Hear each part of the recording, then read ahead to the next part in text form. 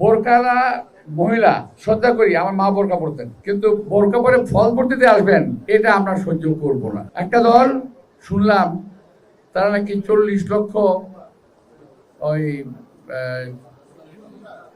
কি বলে বোরকা বোরকা বানাইছে, অর্থাৎ পুরুষ ছেলেরা মহিলাদের পড়তে দিয়ে যাবে, এমনও হতে পারে। যদি হয় এটা আপনাকে ধরে ফেলতে হবে। বোরকারা মহিলা শ্রদ্ধা করি, আমার মা বোরকা পড়তেন, কিন্তু বোরকা পরে ফল পড়তে আসবেন এটা আমরা সহ্য করব না।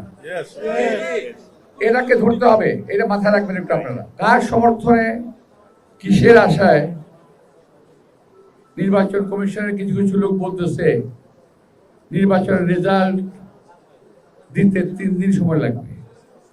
কেন ভাই?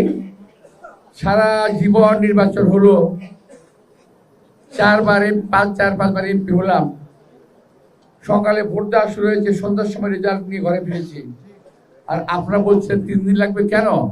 কাকে জিতাতে চান?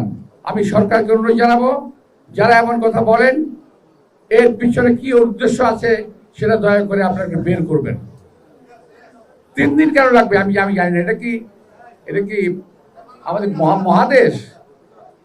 আমাদের একটা দেশ, ছোট্ট একটা দেশ, সারা জীবন নির্বাচন করেছি, বিকালবেলা সন্ধ্যার মধ্যে ভোটের রেজাল্ট হয়ে গেছে।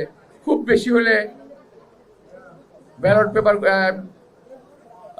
2 ঘন্টা দেরি হয়েছে, 2 ঘন্টা ম্যাক্সিমাম, কিন্তু এখন বলছেন 3 দিন লাগবে। তার মানে হলো হাসিনা করছিল এক স্টাইলে, আপনারা করতে চান আরেক স্টাইলে।